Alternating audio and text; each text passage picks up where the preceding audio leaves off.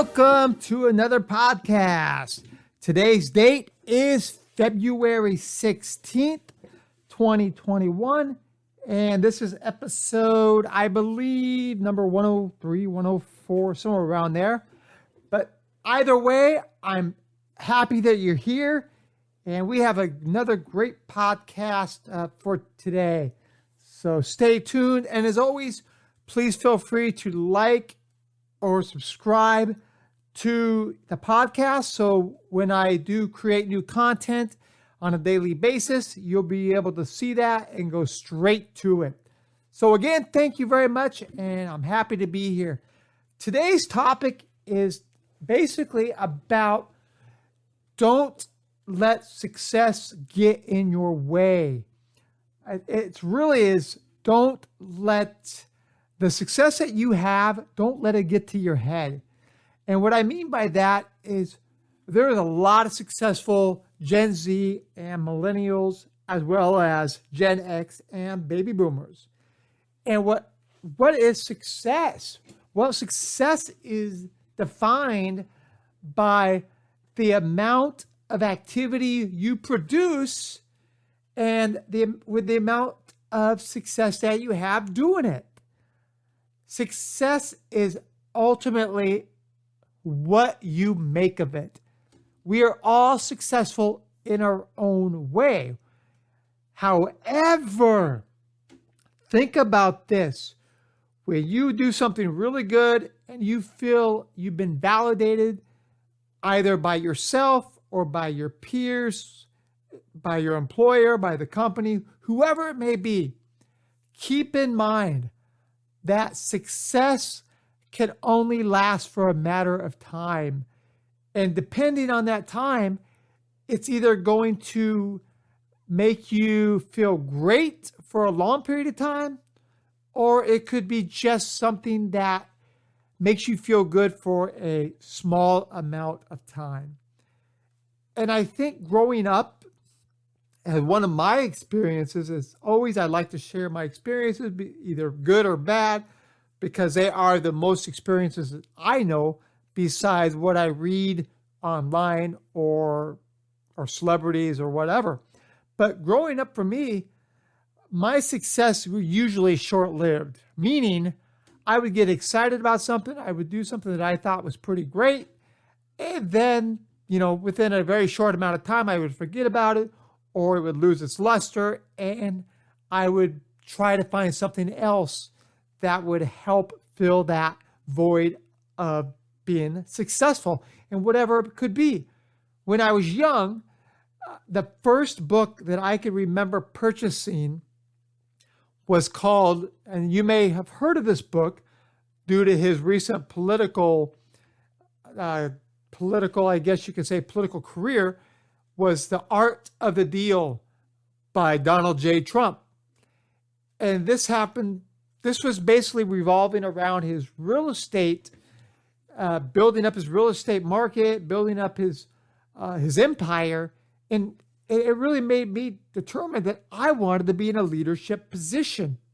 And that was my first opinion, I guess, of wanting to be a leader, wanting to be a manager. And then that's when I went into business. But success overall is really a matter of what you make of it. And early on, I wanted to be a police officer. That's what I thought was going to be successful. And it was great. Early on, I was a police officer and I was having a lot of success. I was feeling good. I was young. And like anything, unfortunately, it went to my head. And I thought I had all this power. I was successful because I was able to take other people's life into my hand. I could write them a ticket. I could take them to jail. I could do all these sort of things. But the best police officers, the best firefighters, the best first responders are those who care about other people. That is their number one priority, not being on a power trip. So my first experience with a police officer was not a good one because I thought I was successful, but I was quickly humbled by I guess the city council of where I was a police officer, because they heard me say something that I shouldn't have said at a restaurant or something like that when I was talking to somebody else, and they overheard it and they brought it to the city council, and I was quickly humbled because of what I said. And after that, I also learned a very important message. Loose lips sink ships. That was a very early point I learned. And so that's where being humble comes in. So don't let success get ahead of you. Don't let it derail you. There was an example I was reading this morning about a pitcher, a baseball pitcher for the San Diego Padres. His name is Jacob Nix. And Jacob Nix, about 3 years ago, was a starting pitcher for the San Diego Padres. And this was when the Padres were not very good, and he was one of the starters. Well, he had some success, give or take, depending on some games. And that success began to get to his head. And he started to gain weight. He started not to work as hard. He wasn't doing the things he needed to do during the off season. And then one night he was at a party with a fellow baseball player, and they were at his house, and then they left and they went to get an Uber back to the house. And when they looked up the address, there were 2 different addresses given. And so Jacob Nix and the other baseball player went to another house they thought was the one they were supposed to be at. Well, when they encountered the house, they saw a doggy door. And they don't remember this other individual having a doggy door. And so they kept on trying to get in the doggy door, and they were struggling. But all of a sudden, somebody grabs them by the collar and says to their wife, "Get a gun." And basically at that point, the guy was protecting his house from what he saw was an intruder. And Jacob Nix ended up hurting his wrist, going to jail, and he was almost killed that night because he was very inebriated. He was very drunk, and he made a very big mistake. And after that, he got hurt, he got injured. Then they had the pandemic last year, and now he's humbled. He's trying to work hard. He's trying to get back to being the best pitcher he could be. So that story right there is relevant because he had a lot of success, and then he had his struggles, and then he got in trouble by the law, and then circumstances, injuries happened, then the pandemic happened, which caused a shortened season last year. So now he's coming in this year trying to win a job, and that is just another perfect example of individuals that have a lot of success and they end up failing or not ever getting back to where they wanted to be or where they once were. And you could think of a lot of individuals that have had short-time success. They may have done a great job within their first year of their job. Then they become very, I guess you could say, they just start relaxing. They start relaxing in the situation, relaxing in the job, and they just become docile almost. They're just content. And that is a mistake that, fortunately, Gen Z and millennials, we don't make a lot of that sometimes because we know the competition that we've had to face throughout our lives. We know what it takes to get to the top. And we're typically, as millennials and Generation Z, we're going to do everything we can to get to the top. But keep in mind, there are a couple learning tips that we need to know to make sure that not only should, once we have success, we want to sustain success, and then we want to continue to have success by achieving opportunities for more responsibilities, higher pay, higher job titles, and we want to grow within the organization. And I mentioned one of the tips earlier, and one of the tips is important. It is loose lips sink ships. So be careful what you say, what you do, as I mentioned in our last podcast, the things that you can do early on in your life will impact you in the future. And so, as I mentioned in the last podcast, you'll want to keep that in mind. But the first tip of today is loose lips sink ships. That will stall your impact on the organization and ultimately growing within the organization. And that's what happened as a police officer. It was my mouth that got me into trouble because I said something I shouldn't have said. That got back to the city council, and then I was reprimanded for that words I used. But that ended up being the best thing that ever happened to me because I got out of law enforcement. I went back to school.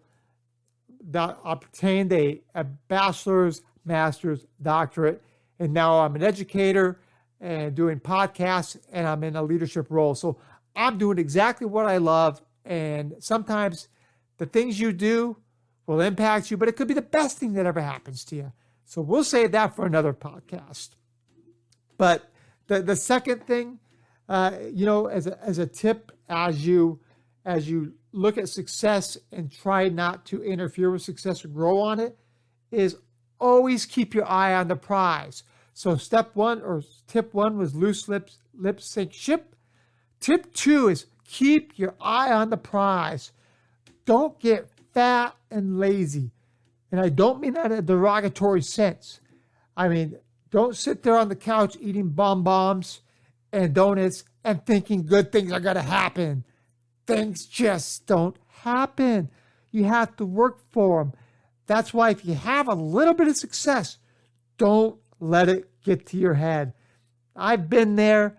I've had to keep myself even keeled in so many aspects, especially when I was a young manager, a young leader. I still didn't get it.